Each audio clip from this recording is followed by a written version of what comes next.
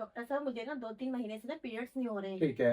और जो है ना क्या नाम है, मैं ना कंसीव करना चाह रही हूँ पर कंसीव नहीं हो पा रहा है। ठीक है। पर आप मुझे कोई ऐसी वो बताएं, कोई नुस्खा बताएं या कोई ऐसी रेमेडी बताएं ताकि जो है मैं कंसीव कर पाऊँ। कहाँ से इलाज करवाया आपने? मैंने बहुत जगह से इलाज करवाया है पर कहीं से भी मेरा ये कोई आपका मसला नहीं, ऐसी बेशुमार बच्चियां जिनको 2-2 महीने 3-3 महीने हो जाते हैं, उनको पीरियड्स नहीं आते हैं, जिसकी वजह से वो कंसीव नहीं कर पाती हैं।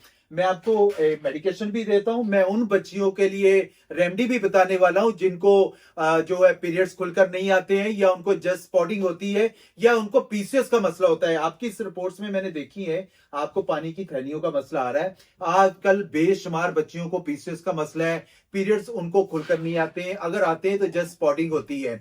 आप इस हर्बल होम रेमेडी को इस्तेमाल करें, आपको सर्जरी की तरफ जाने की जरूरत नहीं पड़ेगी, आपको कंसीव करने में कोई दिक्कत परेशानी का सामना नहीं करना पड़ेगा। लेना है क्या आप लोगों ने?